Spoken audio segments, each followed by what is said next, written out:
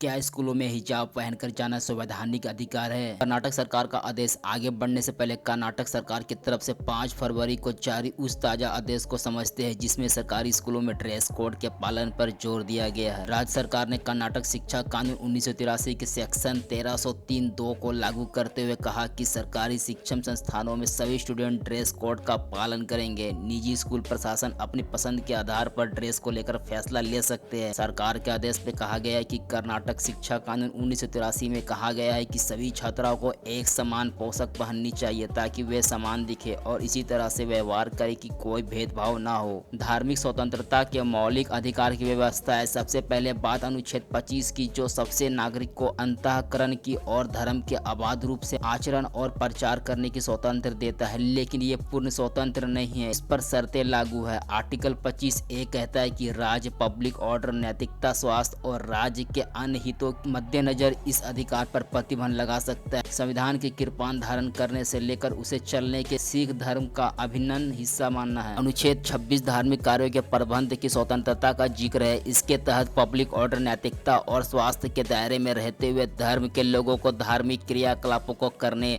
धार्मिक संस्थाओं की स्थापना करने, चलाने आदि अधिकार है। अनुच्छेद 27 में इस बात की व्यवस्था की किसी व्यक्ति को कोई ऐसा टैक्स देने के लिए बाध्य नहीं किया जा सकता है किसी खास धर्म का पोषण हो रहा हो। अनुच्छेद 28 के तहत कहा गया है कि पूरी तरह सरकार के पैसों से चलने वाले किसी भी शिक्षा संस्थान में धार्मिक शिक्षा नहीं दी जा सकती है। राज्य द्वारा मान्यता प्राप्त संस्थाओं में लोगों को सहमति से धार्मिक शिक्षा दी सकती है, जैसे मदरसा, संस्कृति विद्यालय आदि, लेकिन ये शिक्षा सरकार की तरफ से निर्धारित पाठ्यक्रम के अनुरूप होना चाहिए। क्या स्कूल में हिजाब पहनना हक है? छात्राओं के हिजाब पहनकर जाने का समर्थन करने वालों को दलील है कि धार्मिक स्वतंत्रता का अधिकार के तहत उन्हें इसका पूरा हक है। एक और दलील ये भी दी जा रही है कि सभी अपनी पसंद के कपड़े पहनने का अधिकार है, लेकिन ये दलील कर्नाटक शिक्षा कानून 1983 के तहत शिक्षण संस्थानों में एक समान ड्रेस का उल्लंघन है। हिजाब पहनने को धार्मिक स्वतंत्रता तभी माना जा सकता है जब हिजाब इस्लाम का अभिन्न हिस्सा हो। ये मुद्दा समय समय पर अदालतों में भी गया है, लेकिन अभी इस पर कोई अंतिम फैसला नहीं आया है।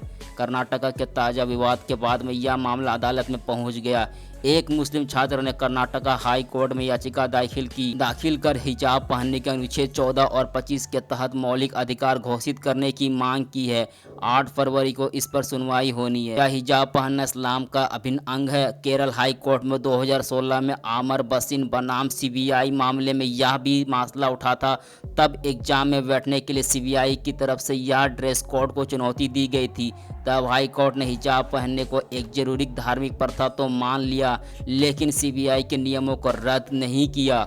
कोर्ट ने सीबीआई को निर्देश दिया कि अगर कोई हिजाब पहनकर एग्जाम देना चाहता है तो उसे इजाज़त दी जाए, लेकिन अनुचित साधनों की जांच के लिए ऐसे स्टूडेंट की अतिरिक्त तलाशी हो सकती है। लेकिन 2018 फातिमा तानसीन बनाम केरल राज्य मामले में केरल हाई कोर्ट की एक सिंगल बेंच ने इस मामले पर अलग फैसला सुनाया। कोर्ट ने कहा कि किसी संस्था के सामूहिक अधिकारों को याचिकाकर्ता के व्यक्तिगत अधिकारों पर तरजीह दी जाए। शिक्षा के मंत्री मजहबी कट्टरता की लड़ाई का अखाड़ा क्यों? कर्नाटक में हिजाब का मामला पूरी तरह राजनीतिक रंग ले चुका है दोस्तों। हिजाब को इजाजत की मांग के विरोध में हिंदू छात्र भगवा गमछे और स्कार्फ पहनने की इजाजत मांगने लगे हैं। संवैधानिक अदालत के फैसले के बाद ही हिजाब इस्लाम का अभिन्न हिस्सा है या नहीं से जुड़ा विवाद खत्म हो सकता है, लेकिन इस मसले ने कई सवाल खड़े किए। सरकारी स्कूल में कल तक बिना हिजाब पहनकर आने वाले स्टूडेंट अचानक हिजाब पहनकर क्यों आने लगी? शिक्षण संस्थानों के लिए यूनिफॉर्म ड्रेस कोड आखिर कैसे दिक्कत? पर्दा प्रथा, आकृति कुर्ती और हिजाब कुर्ती क्यों नहीं? इस बिना पर कोई छुआछूत पर धार्मिक स्वतंत्रता का मूलमा चढ़ाकर इस कुर्ती को समर्थन करने लगेगा।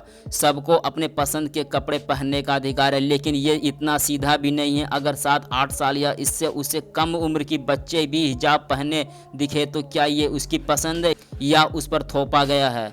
धर्म को मानना अलग बात है, लेकिन धार्मिक कट्टरता अलग है। मजहबी कट्टरता के नतीजे ठीक नहीं होंगे, चाहे ये कट्टरता किसी भी धर्म से जुड़ी हो। कम से कम शिक्षालयों को मजहबी कट्टरता की लड़ाई का आंकड़ा नहीं बनना देना चाहिए दोस्तों। वैसे दोस्तों, आपका क्या राय विचार है? नीचे कमेंट्स में अपना टिप्पणी जरूर दे, और अगर आपने हमारे चैनल को सब्सक्राइब नहीं करा तो चैनल को सब्सक्राइब करें, वीडियो को शेयर करें, वीडियो को लाइक करें। मुलाकात होगी इसी तरह के इंटरेस्टिंग वीडियो के साथ। तब तक के लिए जय हिंद दोस्तों।